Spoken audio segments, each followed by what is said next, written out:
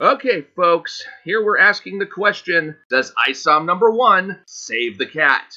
Now, this is kind of a spin-off video from a previous one I did, taking apart the critique done by Dick Masterson of The Biggest Problem of the Universe of the book ISOM number 1 by Eric July. And in that takedown video, I basically showed how Dick Masterson had about 3 good things to say in terms of critiquing ISOM, and also about 74 dumb or useless things to say. And one of the useless things that I found at the time was this little quotation, which I didn't even bother to address in that video. It just said, you need a save the cat moment. Well, I've heard of Save the Cat before. I know it's a book on screenwriting by Blake Snyder, but I've never actually heard of what the book includes. What is it about the Save the Cat structure that makes it so appealing to so many people? Until I watched a video by writer Brandon McNulty. I really highly recommend this guy's YouTube videos if you want to learn more about writing. He does a lot of showing you what is good and bad about various movies today, and can also give you a lot of great insights into writing. And he's got a video called 3 Things Save the Cat Gets Wrong. Well, I'm not going to go into any of his 3 things. You can watch his video if you like. But he does, in that video, give an explanation of what is in Save the Cat. And what he shows is that we all know that most stories have a 3-act structure. You've got Act 1, which is the first quarter of the story, in which we meet the hero in his present circumstances. This basically sets up the drama to come. Act 2 is the middle 50% of the story. The hero faces a bunch of challenges that force him to change. And then Act 3 is where the hero overcomes the villain and has shown growth and personal change. All really popular movies and such tend to follow this 3-act structure. Now, what Save the Cat does is break this structure down into 15 points that are still contained within 3 acts, but they're broken down much more granularly. For example, in Act 1, you start with an opening image in the first 1% of your story, and this introduces the hero, or the setting, or the story, usually in some encapsulated image. Then, around 5% of the way in, you get the theme stated, and this gives an idea of what your story is about. The setup belongs to the first 10%, and that contains the opening image and the stating of the theme, but it introduces us to the hero and describes the hero and his everyday circumstances, including why the hero is unhappy in some way, shape, or form. The hero may be experiencing a kind of contentedness at this point, but in order to find true happiness, the hero is going to have to get out of his comfort zone. And that's where the catalyst comes in. The catalyst gives the hero a reason to leave his comfort zone, to leave those everyday circumstances, and effectively go on an adventure. So then you have the rest of Act 1 being the debate. Whatever else it is that spurs that hero on to go on the adventure rather than stay home and stay in his humdrum life. Last but not least, we've got the decision to go on the adventure. And that takes us into Act 2. Act 2 starts with fun and games, and this takes up the majority of the first half of the second act. We've got a whole bunch of challenges that are thrown at the hero as the hero is trying to make progress toward whatever goal the hero has. Parallel with that, there is also a B story usually. It's a subplot that spurs the hero to learn and grow, whether by interacting with various supporting characters or having to solve other problems in the hero's life. The B story kind of runs parallel with the main story. And then you come to the midpoint of the main story, in which the hero experiences some sort of victory or defeat that is not complete. You can't have a complete victory, or else the story would be over right there, and likewise you can't have a complete defeat, or else the hero would be taken completely out of the game and the story's over. Either way, it's not complete, and so we get to see what consequences result from this false victory or false defeat, and the stakes get higher now. Then things progress from bad to worse throughout the end of Act 2. You've got the bad guy closing in which things start to get ugly for the hero. And then you have this all is lost moment in which things really go wrong, up to and including a supporting character's death. It's like things cannot possibly get worse from here. So the hero, having experienced this trauma and tragedy, goes through a dark night of the soul and has to psychologically regroup and come back to possession of himself and then become the person he needs to be in order to take on the villain again. And that leads us to the resolution where the hero charges back into the fight. Now, Act 3 is pretty simple. You've got the finale, the hero faces the villain again, and this time achieves total victory over the villain. And then you've got the closing image, which should echo back to the opening image and give us an idea of how the hero has changed and progressed over time. The hero should not necessarily be the same person at the end as he was at the beginning, and the contrast between the opening and the closing image can give us that understanding of the difference. One of my favorite examples of this is in Jurassic Park. There's a scene at the opening where you realize there's a guy who's uncomfortable around kids, and then the closing image shows him comfortable around kids. It shows how he has grown as a person, as an adult, as having to put his fears of handling children aside and get into the father-minded mode that his girlfriend would like him to be. That's an example of closing image versus opening image contrast. Now, as I was watching the video and thinking to myself about ISOM number 1, I found that many of these items that we see here are in ISOM number 1. In fact, pretty much all of them are, up to a certain point. For example, when we have the opening image, ISOM number 1, because it starts with a prologue, starts with 2 opening images. And one of those opening images is this scene of Florist Park, where you just have police and citizens interacting normally. It's a peaceful day out. People are out and enjoying their day. Multicultural city, nothing exciting going on. Likewise, you've got the opening scene of Avery's ranch, where he's just out enjoying the day and exercising outdoors before he is interrupted by his phone call. And so everything is peaceful in our opening images. But then we get to the theme stated, and the theme stated comes subtly in 2 points. One is where Yaira returns to Florist Park, and we get this notion that, here goes all of the stability that we had. And likewise, when Avery is going to the city to confront Darren, we also get this idea that stability is a thing of the past. And that really becomes the theme of ISOM number 1. This false sense of security that you have is about to be dispelled. You're either going to find that items of the past are coming back to haunt you, or you're going to go and find items of your past, and you're not going to come away from that unscathed. So the loss of stability, the idea of the false security going away, that is the theme of ISOM number 1. We have the setup of ISOM number 1 describing the hero in his everyday circumstances. That's where we see Avery out exercising on the ranch. And we also get a sense of a potential unhappiness here in that he looks in this scene to be very, very isolated. There are people on the ranch, but he himself is alone exercising.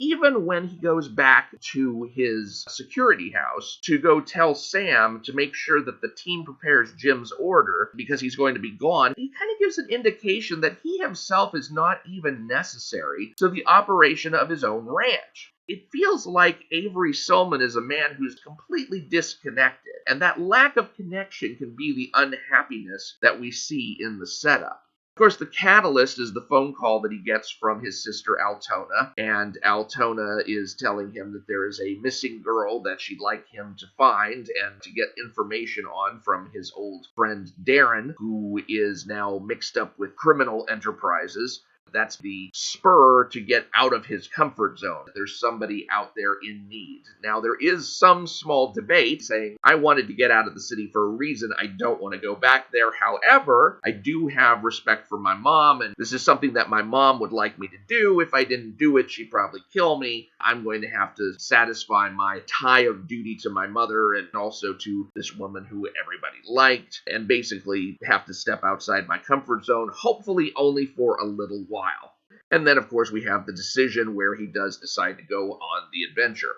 The rest of ISOM number 1 falls into the fun and games category. Everything from his encountering Darren to his revealing that he's an accept, then getting his butt kicked by a bigger accept, then winding up in a hospital and discharging himself from the hospital only to wander through the alleys with his butt crack out, then later going back to Darren's club and finding the girl that he's been looking for and getting interrupted in his gentle questioning of her by Darren's men, then his taking Darren's men back to the club and starting a new fight, then re-encountering the accept who trashed him in the beginning, and then their epic battle outside. All of that falls into the fun and games category of Act 2.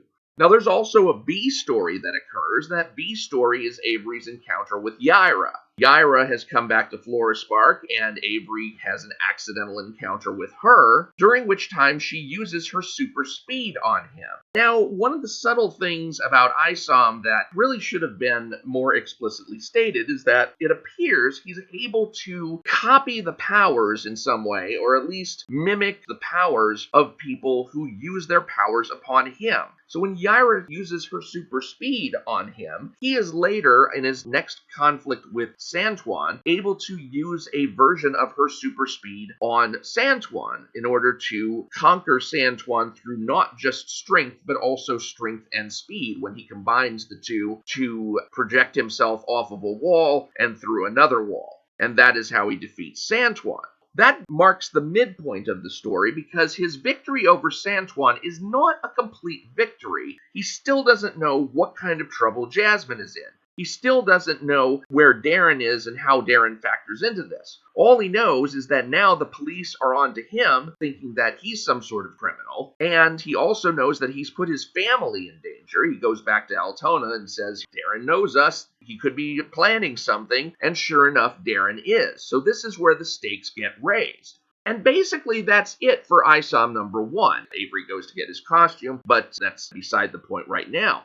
What we've got here is a midpoint portion. We've got everything that takes us halfway through the story, which, by the way, makes sense because we do know that ISOM number 1 is part 1 of the ill-advised arc. So in part 1, you expect to get that first half. You don't expect to get that later half. And I think this is where Dick Masterson and others like Ethan Van Sciver are going wrong when they say that the story structure of ISOM is flawed and that there's no story there and that kind of thing, because they're expecting to see all of this, both the purple points and the red points, in ISOM number 1. But we live in the era of decompressed storytelling, in which you can tell a story continuously over multiple books, and people don't expect you to have opening and closing scenes anymore. So what we've got here is ISOM number 1 being everything up through the midpoint. And it's evidenced by this, by the fact that in another quote that Dick Masterson gives in his 74 Useless Things to Say is that there's no dark night of the soul. Well, where is the dark night of the soul appear? Well, it's in the red, but he's expecting that to occur in ISOM number 1. I think that's really where a lot of people are going wrong and saying that I expect to see all of this occur in ISOM number 1, when the fact is that the purple portion is what occurs in ISOM number 1, and ISOM number 2 is what we should expect to see all of the rest of the information, from bad guy closes in all the way on down. Now, ISOM number 2 completely shits the bed on this whole structure. I'm not going to try and defend ISOM number 2 and say that it follows the Save the Cat pattern in any way, shape, or form. ISOM number 2 is a freaking train wreck. So I think the only hope we have of seeing the Save the Cat breakdown followed through is in ISOM number 3, whenever that ever comes out. But ISOM number 1 does capture that first section of points. But what about that Save the Cat moment? There's a difference between the Save the Cat breakdown structure and the Save the Cat moment. I want to make sure I don't overlook that, because otherwise people are going to come back and say, yeah, but you didn't really address the question. But what is a Save the Cat moment? A Save the Cat moment is a moment toward the beginning of the story that establishes the hero as someone the audience should care about and root for. Many people think that this has to mean that the hero does something good, and that this shows the hero to be a truly humane individual. I think Ethan Van Sciver's interpreted it this way several times. The guy actually has to go out and save a cat. He encourages a child, or he saves an old lady from getting run over by a car, or even stops a robbery or something. Something to show that the guy is indeed a hero. Now, the problem with this interpretation of Save the Cat is that there are loads of very, very popular pop culture properties where nothing of the kind takes place. Many significant works create empathy with the hero by showing instead the hero being put upon by others. For example, Luke Skywalker. If you watch Luke Skywalker in Star Wars, where you get introduced to him, he doesn't do anything heroic or even particularly noble through the first portion of the film, in which he's helping his aunt and uncle on the moisture farm on Tatooine. Rather, his aunt and uncle are trying to dampen down his dreams of becoming a fighter pilot and possibly joining the Rebel Alliance. He's got dreams of adventure. He's like a typical teenager. He wants something more for himself, beyond the borders of his simple home life. And because he wants those bigger and better things, and because his aunt and uncle wish to see that tamped down within him, we empathize with him, and we want to see him find that greater life that he knows he can get. Same thing with Harry Potter. Harry Potter doesn't do anything heroic in the first portion of the stories. Rather, we root for him because his aunt and uncle and cousin, the Dursleys, treat him so badly that when the invitation to join the Hogwarts Academy comes and we realize that he's a wizard and he's got this whole new world that's going to open up in front of him, yeah, we want to see him take advantage of that. We want to see him succeed in this new world where previously he'd just been shut up under a cupboard. And then we've got John Connor from Terminator 2. We know this kid's bound for great things, but he's been raised by a crazy-ass single mother who has messianic plans for him. She thinks he's going to save the world someday. How could he not develop into a troubled kid who, instead of going to school and keeping his nose clean, is out being a truant and trying to avoid getting picked up by the truancy police, who he originally thinks the Terminator is? So you've got these not unlikable characters, but at the same time, they're not heroes in any respect. They're just people who have been put upon so badly by other people or by the circumstances of life that we empathize with them. And so the Save the Cat moment in their particular respects does not come as a good deed, nor does it come that way for Avery Silman. He's got a stable, productive life as an entrepreneur outside of Florismark, and he doesn't want this life disrupted. So this is a guy who wants to keep to himself. He's a member of the community in good standing, and he's basically a normal guy. He's got issues stemming from his past that he'd really rather not deal with, and doesn't that fit us all in some way, shape, or form? He's got sufficient respect for his mother, though, that he's willing to act against his own interests and shoulder a burden that isn't really his. And that sense of duty to his mother is something that we can look upon as a positive aspect of his character.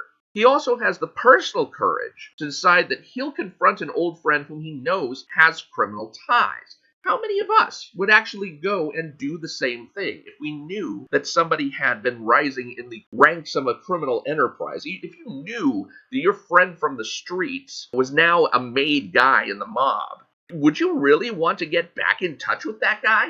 I don't think so, and yet because he is willing to set his own personal interests aside, he comes across as courageous for this reason. Moreover, he's got enough conscientiousness as a small business owner to make sure that his customers are taken care of in his absence. So he's not just thinking of himself, he's also thinking of the people whom he has obligations to.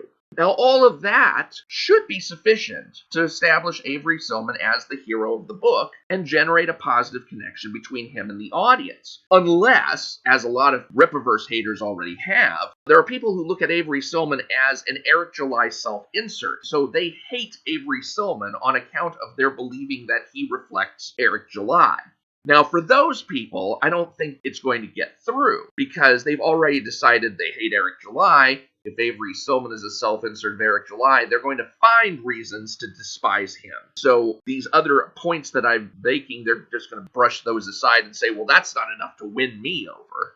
Moreover, there's a bunch of hypocrisy that is going on in the critique of ISOM number 1, in that you hear the complaint that Avery should have left when Darren, the crime boss, asked him to, and that Avery didn't, and that he instead attacked Darren's bouncers makes Avery a villain rather than a hero, and his refusal to leave peacefully constitutes a reverse save the cat moment. But has that ever been true for characters like Batman or Daredevil, when they have gone to some seedy underworld joint looking for information about some criminal plot, sometimes one involving a missing person, and they go and attack the people in the bar? You always see these scenes of Daredevil or Batman holding some thug by the collar, and it's like, who's going to tell me what I want to know? And Batman and Daredevil, they're like moral vigilantes. They're not Harley Quinn or the Punisher. They're the ones we're supposed to think are actual good guys, and yet here they are going around terrorizing the underworld when the underworld that day may have done nothing to them. So there's a lot of hypocrisy going on. We all know, if you're an experienced comics reader, that operating outside the law is just part and parcel of the hero trade in comics. And to see Avery do exactly the same thing that a Batman or a Daredevil would do, it's just hypocritical to complain about that. So does ISOM number 1 save the cat? I think it does. I think it does quite well, considering that it's only half of a story, and yet it fulfills all of the save the cat points up to the midpoint. And it also has that save the cat moment in the opening scenes where you see Avery as an upstanding citizen who doesn't need to put himself in danger, except that out of a sense of duty, he will. So I don't see a reason not to sympathize with that character unless you've already resolved to hate the character. And unfortunately, I think that's what a lot of these so-called critics have done. Alright, thank you for watching this presentation. I hope you enjoyed it, and I hope you will subscribe and like this video, and hopefully you'll get notifications of future videos. I'm Mike Partika. Thanks again for watching, and I will talk to you later.